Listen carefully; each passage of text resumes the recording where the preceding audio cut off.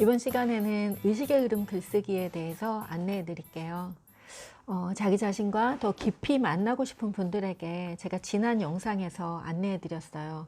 길을 찾는 분들, 어디로 가야 할지, 어떻게 해야 할지, 인생에 있어서 여러 가지 절망적인 상황을 맞게 되는 그런 순간들이 있잖아요. 정말 믿었던 가치들이 무너지는 그런 순간들이 있죠. 그때 어떻게 해야 할지 길을 찾을 수 없을 때 우리는 기꺼이 멈춰서 자기 자신과 마주하는 그런 시간을 가져야 합니다. 여러분, 그 방법들 중에 몇 가지 안내해 드렸어요. 그런데 지난 시간 영상에서 제가 안내해 드린 건 글쓰기였습니다. 이 시간에는 그 글쓰기에 대해서 조금 더 자세하게 그 방법들을 안내해 드릴게요. 의식의 흐름 글쓰기라는 방법인데요. 네.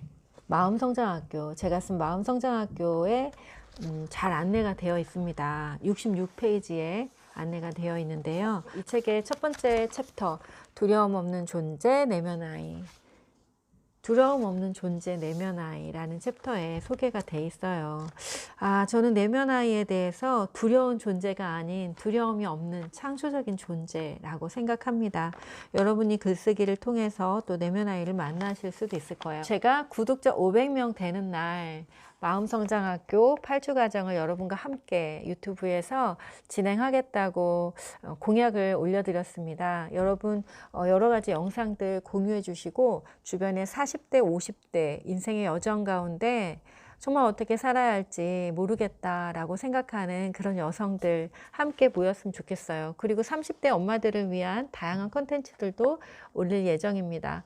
함께 여성의 마음을 성장시키고 또 치유하는 그런 채널 될 수 있었으면 좋겠어요.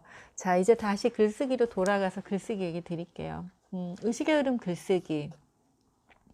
의식의 흐름 글쓰기는 내면의 소리를 들을 수 있게 해주는 가장 좋은 안내자 역할을 합니다. 의식의 흐름 글쓰기를 했을 때 기대 효과. 첫 번째, 내면의 자아를 인식할 수 있게 됩니다. 그동안 외면하고 살아왔던 또 모른 척했던 나 자신과 깊이 만날 수 있는 그런 시작이 돼요. 자, 의식의 흐름 글쓰기 두 번째, 자신의 생각과 행동 또 대인관계의 방식 등 자기 자신의 삶의 패턴들을 정확하게 인식할 수 있게 됩니다. 자, 이렇게 자기가 어떤 패턴으로 살고 있는지를 알아가게 되면 이건 역시도 삶을 개선할 수 있는데 정말 중요한 단서가 되겠죠. 자, 의식의 흐름 글쓰기 세 번째, 마음속에 엉킨 감정을 토해내고 그리고 건강한 감정으로 회복하게 됩니다. 엉킨 감정들, 지난 영상에서 제가 말씀드렸어요. 내면에 있는 쓰레기들이 다 올라오고 나면 평안이 찾아오고 정말 좋은, 건강한, 아름다운, 창조적인, 자유로운, 멋진 나와 만나게 될 거예요. 그리고 자, 의식의 흐름 글쓰기 네 번째, 기대 효과. 네 번째 기대 효과는 자기 자신의 삶의 다양한 관점들을 회복하게 됩니다. 자, 문제가 생기면 많은 사람들이 그 문제에 집중하게 돼요. 그래서 이렇게 바늘구멍처럼 좁은 시각을 갖게 되는데요. 글을 쓰고 다양한 그 해석들을 하게 됩니다. 내면에 있는 것들이 다 올라오고 나면 공간이 생기겠죠? 우리 안에 공간이 우리가 다른 것들을 바라보게 하고 또 다른 생각들을 할 수 있게 그렇게 안내합니다. 자, 의식의 흐름 글쓰기 다섯 번째 기대 효과는 매일 아침 나를 위하는 그런 의식. 매일 아침 하루를 시작하는 자기만의 의식을 갖게 됩니다. 여러분 얼마나 멋져요? 자, 대충대충 막 시간에 밀려서 마지못해서 사는 삶이 아닌 매일 아침 나를 만나고 정돈된 마음으로 나를 위한 의식을 딱 갖고 그리고 삶을 살아갈 수 있게 되는 거예요. 정말 멋지죠? 네, 여러분이 삶의 주인으로, 삶의 주체로 원하는 삶을 만들어가기 위해서 첫 번째로 해야 할 것이 바로 이 글쓰기라고 말씀드리고 싶습니다.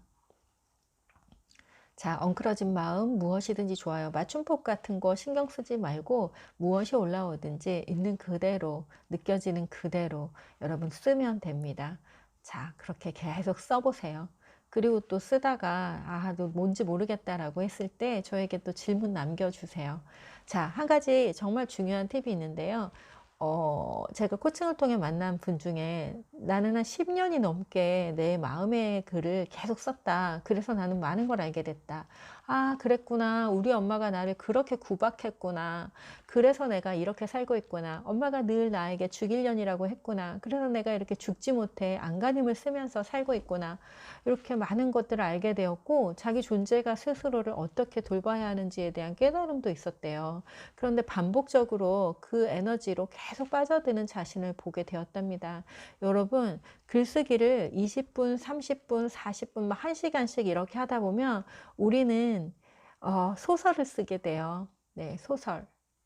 여러분, 똑같은 사건에 대해서 형제 자매들이 기억하는 게 다 다르다는 거 여러분 아시죠? 네.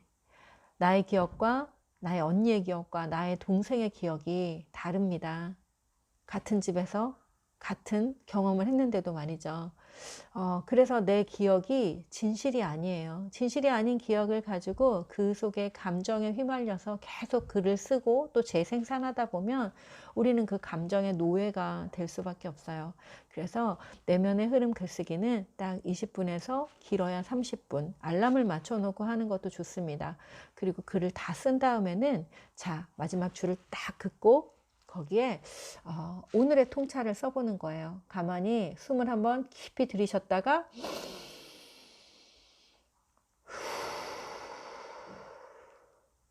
이렇게 내쉬면서 한번 생각해 보는 거예요. 어떤 감정이 올라오는지. 글 쓰고 나니까 되게 후련해졌어. 좋네. 이것이 통찰이 될 수도 있고요. 또 하나는 글을 쓰고 나면 쓰는 동안에 뭔가 알아차려졌을 수 있어요. 그랬구나.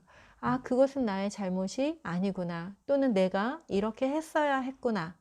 아니면 뭐 또 다른 제3의 어떤 특별한 생각들, 통찰이 알아질 수 있습니다. 그 통찰을 한 줄 써놓는 거예요. 그리고 마음으로 받아들이는 거죠. 그리고 그렇게 하루를 또 살아냅니다. 그리고 다음날 또 씁니다.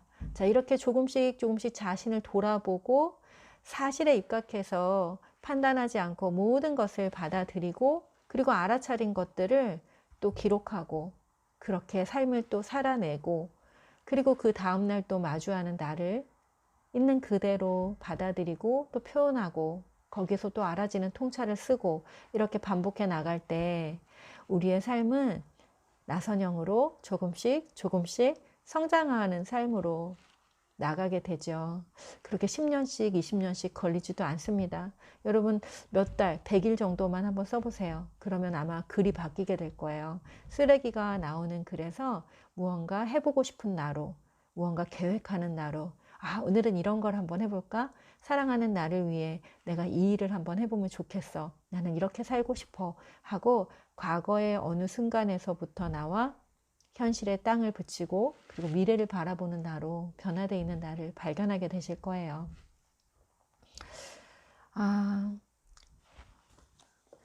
마음성장학교 책을 보시면 이 방법에 대해서 좀 더 구체적으로 자세하게 안내받으실 수 있습니다.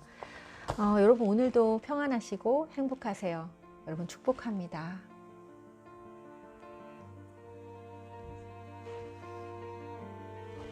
304050 여성들과 함께 성장하는 김은미의 마음성장학교 채널입니다. 김은미의 마음성장학교는 여성들의 변화와 성장을 위해 존재합니다. 여러분과 함께 소통하면서 저 역시 변화하고 성장하는 삶을 죽을 때까지 누리면서 행복하고 싶습니다. 여러분 좋아요, 구독 또 필요하신 분들에게 공유해 주세요. 네, 오늘도 행복하세요. 사랑합니다. 축복합니다.